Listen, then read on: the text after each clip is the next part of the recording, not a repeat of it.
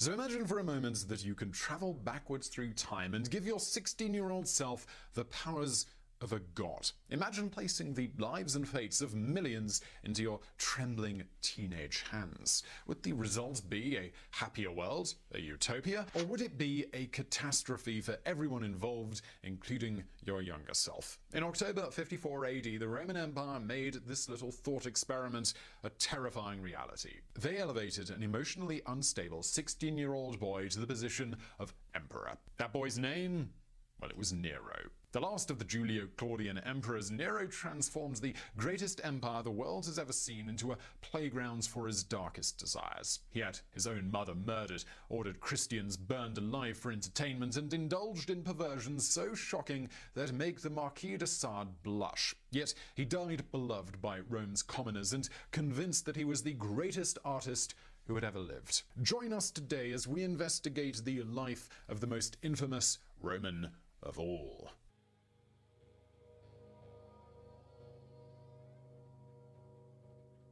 If you were to take a quick glance at the background of Nero, you might assume the emperor had a childhood of unparalleled luxury. Born Lucius Domitius Aenobarbus on December 15, 37 AD, Nero was a member of the Julio-Claudian dynasty, aka the dudes who had been ruling Rome for decades. His mother, Julia Agrippina, commonly known as Agrippina the Younger, was a direct descendant of the first emperor Augustus, and his great-uncle was Claudius. But while that might sound like a ticket to life on Roman Easy Street, Nero's mother Agrippina could have told him differently. The Julio-Claudians enjoyed nothing more than fratricide. The rot had started way back when Agrippina herself was just a girl growing up with her brother Caligula. As you'll know if you've already watched our Caligula video, Agrippina's dad was a popular general who was in line for the imperial throne, so naturally Agrippina's adopted grandfather, the Emperor Tiberius, had him poisoned in 19 AD. It was just the first in a long line of Julio-Claudian family murders. So let's jump ahead to 37 AD. Tiberius is dead and Agrippina's brother Caligula inherits the throne. At first, things were fine. It was during this period of calm that Agrippina gave birth to Nero. But then Caligula had one of his trademark cuckoo moments and decided Agrippina was plotting to kill him. So he took all of her property and banished her to a tiny island where she could have no contact with her son. Dumped with a random aunt, young Nero was forced to make do with a dancer as a tutor. If that sounds actually kinda alright, well, just know that dancers, actors, and poets were considered the lowest of the low in Roman society, basically no better than prostitutes. It seems likely Nero's aunt felt there was no point wasting good money on a boy who might not live long anyway. Knowing Caligula's paranoia, it'd be a miracle if Nero reached his 5th birthday. But thank Jupiter, that miracle happens. On the 24th of January 41 AD, the elite Praetorian Guard assassinated Caligula, stabbing him to death outside the Palatine Games. They then marched straight to Claudius and declared him the new emperor. So there was this blink and you'll miss it moment at the start of this video where we mentioned that Claudius was Nero's great uncle.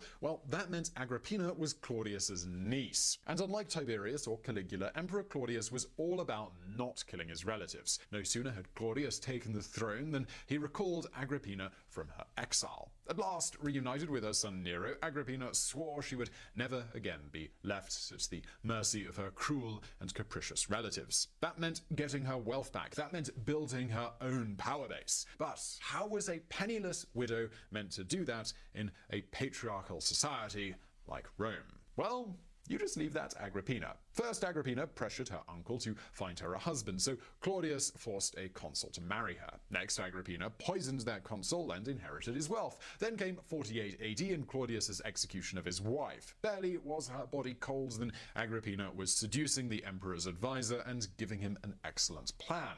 Why didn't Claudius just marry Agrippina? The proposal was dressed up as a way of uniting the two Julio-Claudian branches and ending fratricides once and for all. But really, it was just an excuse for Agrippina to get closer to power while Claudius got to live out his creepy incest fantasies. On January 1st, 49 AD, Agrippina became empress. 1 year later, Claudius adopted her son Nero. In 10 short years, Agrippina had taken herself and Nero from pariahs to the heart of imperial Rome. They had money and they had power. But never forget that Agrippina was from a family that prided itself on killing its useless members. And, well, what use did Empress Agrippina have now for her uncle Claudius?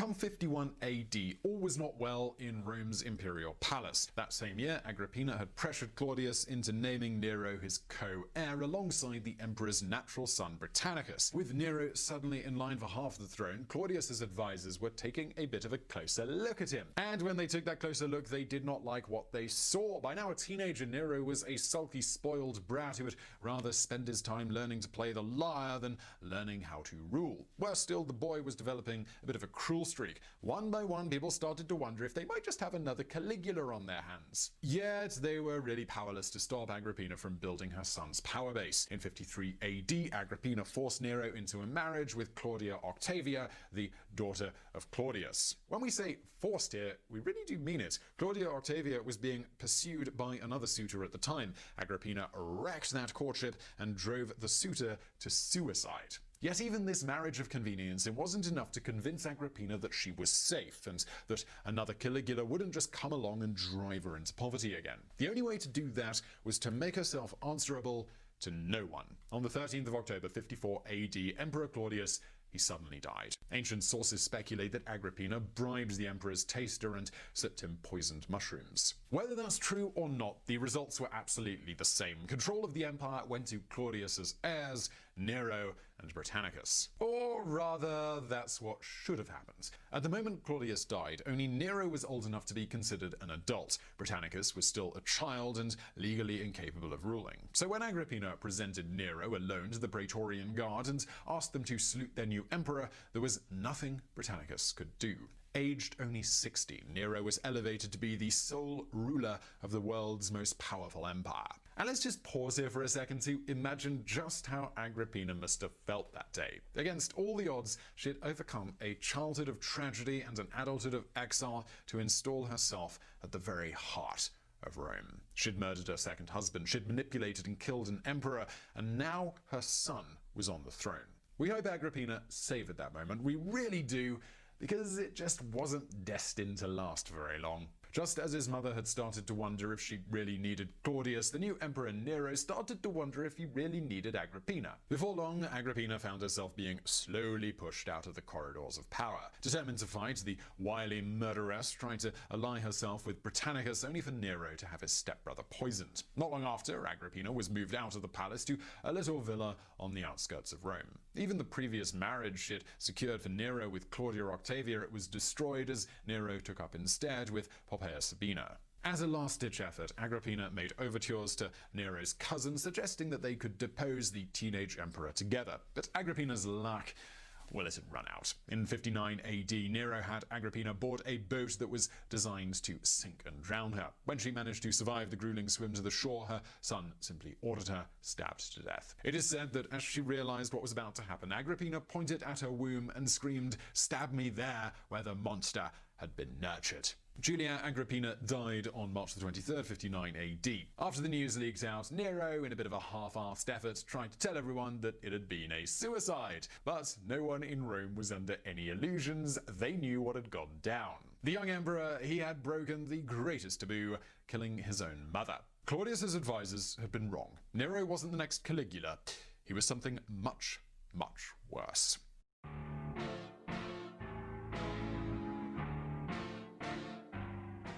Now you probably have a bit of a mental checklist prepared for the rest of this video. Fiddling as Rome burns, check. Persecuting the Christians, also check. Well, don't worry, we're going to get to those dubious highlights, but before we tell you about Nero the crazy emperor, we've got to tell you about Nero the insanely popular emperor. That's right, he was really popular. For all his name may now be synonymous with decadence, Nero started his reign actually being quite a cool dude. Prior to Agrippina's death, Nero had banned secret trials, cracked down on corruption, and handed powers back to the Senate. He also slashed taxes, banned capital punishment, granted more rights to slaves, banned animal blood sports, and tried to phase out gladiatorial combat and replace it with Greek wrestling. So popular were these measures that the great Emperor Trajan would later declare Nero's first 5 years as the greatest reign in Roman history. And it's here that we finally reach one of the contradictions surrounding Nero. Despite all the mad stuff he did, he was beloved by his subjects. Nero had a common touch that other Roman elites lacked. After his death, a whole generation of ambitious provincials would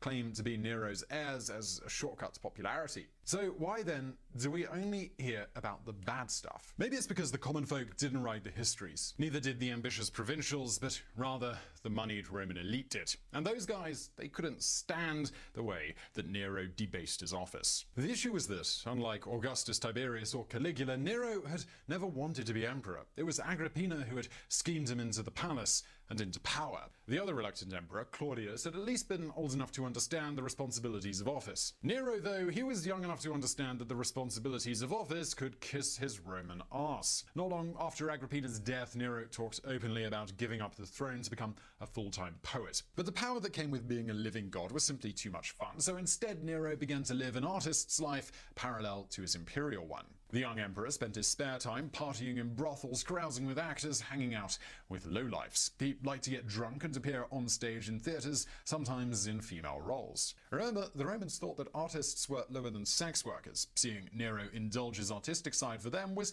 sort of like seeing the Queen of England dance naked for cash in an Amsterdam brothel. And you're welcome for that mental image.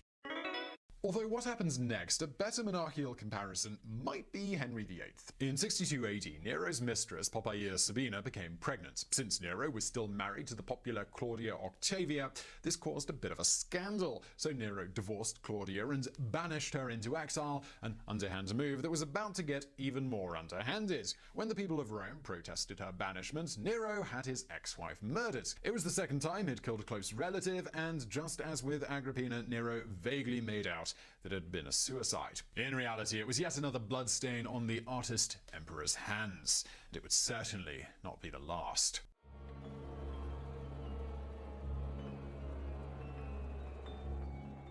By July the 18th, 64 AD, Emperor Nero's initial popularity, it was in terminal nosedive. The same year Nero had Claudia murdered, the Praetorian Guard prefect Boris had died. A natural moderate, it kept the emperor's darkest desires in check. So what did Nero do? He replaced him with a guy called Tigellinus, who thought the best thing the emperor could do with his dark desires was absolutely let them loose. That meant orgies, bloody purges of the elite, and even fewer hecks given about representing the office of emperor. Come that hot July of 64 AD, the people of Rome were fed up with the emperor and ready to believe just about anything about him.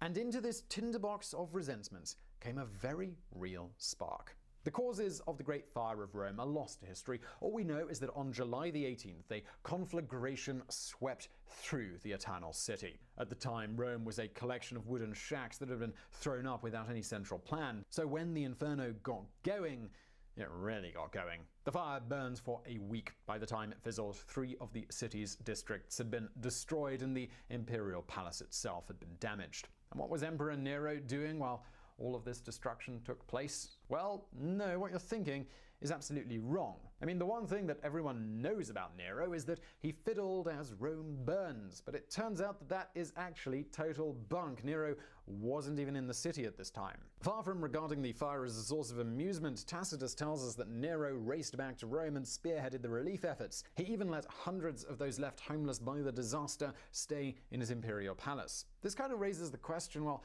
why do we think that Nero fiddled while Rome burns? Well, there's 2 reasons. One involves a building and the other involves a Jewish cult. So let's tackle the building one first. Once the fire was over, Nero pledged to rebuild Rome grander than before. In most respects, he succeeded, constructing a new city with streets wide enough to hinder future fires. However, he also decided to build a massive palace atop the rubble, a palace that included a 120-foot tall statue of himself. For a Roman public that was already leaning a bit anti-Nero, this was just too much. Rumors started to swell that Nero had set the fire himself specifically so that he could build this stupid palace. Panicked, Nero decided that he needed to find someone to blame rather fast. His chosen scapegoats were, surprise, surprise, a Jewish sect known as the Christians. In 64 AD, Rome's Christians were a small cult comprising of non-citizens, refugees, and Greek-speaking outsiders. Like foreigners, refugees and immigrants sadly discover all too frequently that made them perfect targets. On Nero's orders, prominent Christians were tortured until they confessed to starting the fire. Nero then set about having them all rounded up and gruesomely executed. Unlike the tale of Nero fiddling, all the stories you've heard about his torture of the Christians are absolutely true. Christians really were torn apart by wild animals. Nero really did have them burned alive to illuminate his garden parties. Perhaps it's no wonder early Christians came to seriously hate Nero. There's a theory that the Antichrist in the book of Revelation was meant to symbolize this emperor. But it wasn't just the Christians who disliked Nero's persecution. The extreme tortures inflicted were disturbing by even Roman standards. In the Senate and the Praetorian Guard, people began to whisper to one another that things were getting out of hand. They were beginning to whisper that it was time to get rid of their arsonist emperor. But they hadn't counted on just how hard to kill Nero would turn out to be.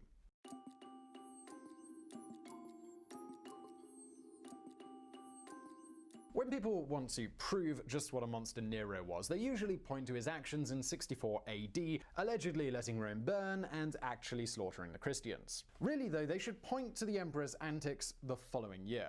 If 64 AD was Nero at his most misunderstood, 65 AD was Nero at his psychotic peak. It started out when a Senate plot against Nero was discovered. What followed was a purge that saw 23 conspirators forced to commit suicide, along with the philosopher Seneca.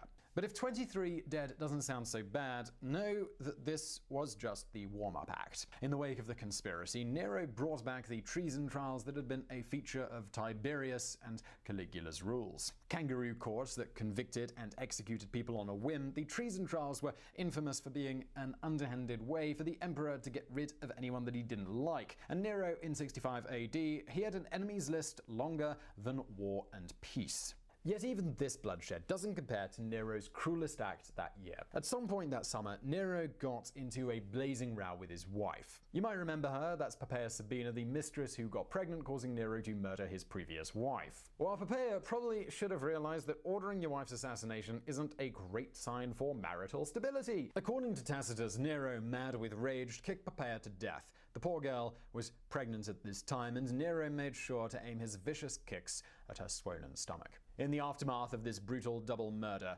Nero went insane. He had Poppaea stuffed and embalmed and her corpse deposited in a mausoleum so that he could visit it whenever he wanted. Freakier still, Nero caught sight of a 13-year-old boy a few weeks later who was the spitting image of his murdered wife. Known as Sporus, this unlucky boy was kidnapped by Nero's men and castrated. Nero then forced Sporus to dress in clothes belonging to the dead Poppaea and married him in a bizarre service. After that, Sporus could be seen dressed and acting like the dead empress sat at Nero's side as the deranged emperor kissed and fondled him. If this wasn't already creepy enough, Nero himself took to wearing a Poppaea mask when he performed on stage, embodying the girl whose life he had so viciously snatched away. Yet, even as he drifted into Norman Bates territory, Nero did not lose his common touch. The next year, 66 AD, he left on a tour of Rome's eastern provinces, effectively giving himself a year's break from running the empire. But rather than react to this creepy murderer the way the elites in Rome had, those in the east acted like Nero was an ancient rock star. The thing was, Nero, he knew how to play a crowd. In Greece, he dressed like an ascetic with bare feet and flowing hair and took an active interest in the country's new religions. Wherever he went, he granted towns free city status, ensuring the inhabitants celebrated him. He was so popular that he even took part in the Olympic Games. Unsurprisingly, he won every event that he entered. It seems Nero himself felt being in the East was a form of freedom. He began appearing on stage more and more, often playing the roles of pregnant women. When he got back to Rome, upper society, it was more scandalized than ever. But Nero was wrong if he thought that he could just keep violating norms and doing whatever the hell he felt like. The emperor, he didn't know it yet, but his days on this earth, well, they were already numbered.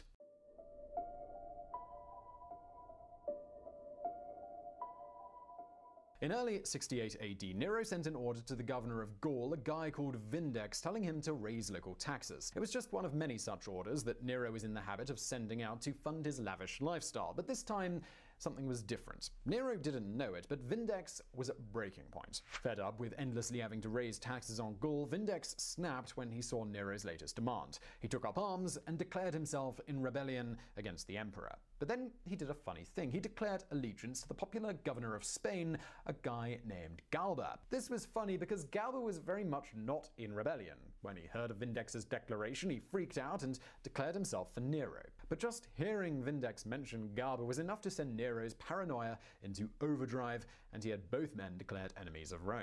Realizing he was doomed either way, Galba went, screw it, and declared himself in rebellion after all. Unfortunately for Nero, a popular governor leading a rebellion was exactly the news that Rome had been waiting for. As news of Galba's revolt hit, the Praetorian Guard came out in support of him, as did the Senate, as did a huge swath of the army, as did, well, everybody. On the night of June the 9th, 68 AD, Nero woke up to find his palace empty. He sensed the end was near. Everyone had deserted the emperor. As Nero ran through the empty, cavernous rooms, he screamed first for help and then for someone to kill him. When no voices came in reply, Nero is said to have wailed, "Have I neither friend nor foe?"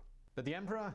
He was wrong. He had plenty of foes. Across the city, the Senate had called an emergency meeting. Seeing which way the wind was blowing, they declared Nero an enemy of Rome and dispatched soldiers to finish him off. But Nero was no longer in his palace. Accompanied by a handful of slaves and one freedman, Nero had fled to a darkened villa 4 miles outside of the Eternal City. He had been able to make it to the east of the empire, where it was still popular, where he might have stood a chance. But that chance, it slipped through his fingers, and now there was only one way that this could end. As the soldiers closed in on his hiding place, Nero is said to have started muttering to himself, "What an artist dies in me." He demanded his slaves kill him, but to no avail. Finally, with the soldiers right outside and dawn finally breaking, Nero snatched a dagger from someone and plunged it deep into his own throat. The soldiers stormed in to find the emperor knelt on the floor, his tunic soaked with blood. With what we imagine must have been an unhinged grin on his face, Nero supposedly delivered one last immortal line to the men sent to kill him: "Too late." Emperor Nero died that morning, unloved and alone, a pariah to his people. With his death, the Julio-Claudian line that had ruled Rome since it became an empire was snuffed out. The fratricidal family that had given the world the highs of Augustus and the lows of Caligula would produce no more emperors. But if anyone was expecting Nero's death to herald an era of stability, well, they were in for a rather rude awakening. In the wake of Nero's suicide, Galba was made emperor, but he ruled a mere 6 months before he was assassinated. Galba's death would plunge the empire into chaos. 69 AD would see 4 emperors come and go before the dust settled and Vespasian claimed the throne.